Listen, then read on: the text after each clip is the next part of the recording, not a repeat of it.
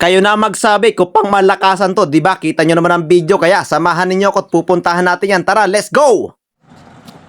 Yan, nandito tayo sa Pasakaw at pupuntahan natin ang La Pasita Resort. Tara, ito yung palatandaan ng sign, ayan o. La Pasita. Dito to sa Parting Balugo. Papasok tayo dito. Ay, dito may padiretso. Hindi tayo dyan sa diretso kasi ito yung ayan o, La Pasita Beach Resort. Ngayon, araw daw dito liliko. Kaya liliko tayo dito siyempre. Ayun. Ayun, may dagat na pero hindi pa tayo dyan. Dito pa tayo sa unahan. Ayun, yung parting may taas na yun, yung kulay pula, diba? Kita nyo yung may rooftop na yun sa itaas. Ayan o. Ayan na, tapos yung may mga banderitas. Tara. Tapos meron sila ditong parkingan. Tara, punta tayo sa parkingan kasi yun ang unang hahanapin ninyo, sigurado. Kasi dito, para maluwag siyempre, para mas makabilo. Ayan ang resort. Ayan, ngayon puntahan natin ang parkingan. Ayun.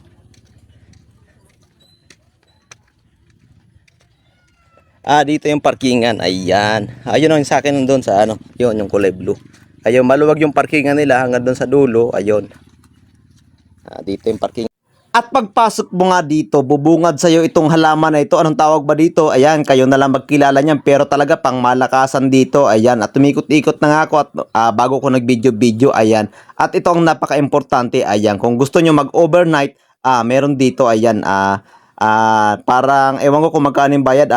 Tatanong natin mamaya. Ayan, diba? Tapos may mga aircon yan. Ayan. Kung may pamilya kayo, may mga anak kayo, pwede kayo dito mag-overnight. Ayan, napaka-safe kahit umulan na malakas, hindi kayo mababasa. At yan, ito pa ang isang magandang napansin ko dito. Ang kanilang resort ay may bakod. Dito ka talaga relax. Ayan tingnan mo. Yung upuan ng matatanda dati, anong tawag dito? Nung sa matatanda dati, ang tawag dito ay tumba-tumba. Tumba-tumba. Tuy.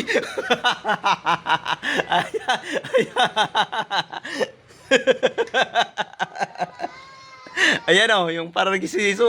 Ay, bakit dumiretso? Ayoko na. Ayan. Ayun, hindi ako sanay. Ayan, di ba? Napakasolid dito. Tingnan mo. Sino magsasabi hindi ka dito makaka-relax? Tingnan nyo naman yung view dito.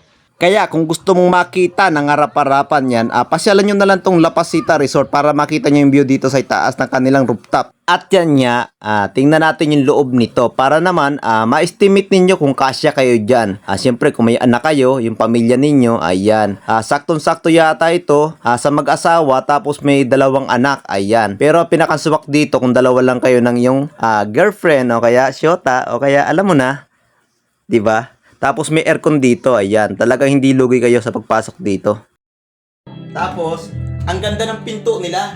Tingnan niyo yung pinto nila. Pag sinara, diba? Sinara, tingnan mo gagawin ko pag nakasara. Nakasara. Walang tao.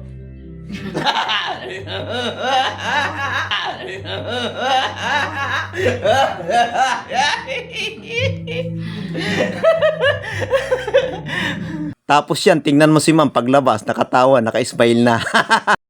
At ngayon, ito naman, ang ating bigyan ng oras. Tingnan natin yung mga cottage nila, yung paikot dito sa kanila, ng kanilang resort, diba? Ayan, pang malakasan, diba? Ayan.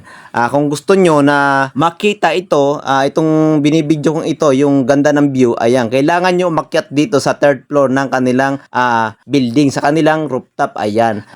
Dito yata sa Pasakaw, siya lang yata merong ganitong rooftop, kaya ayan, para makita ninyo, puntahan nyo na lang dito, siyempre. At ito ang good news kung ikay taga-Libmanan. Alam nyo ba, ang may-ari nito ay taga-Libmanan. Kaya kung taga-Libmanan ka, dito kayo pumunta sa La Pasita Resort. Alam nyo kung bakit? Siyempre, pag taga-Libmanan ka, ayan, siyempre naman, boss, baka pwedeng konting discount naman yan, siyempre, di ba?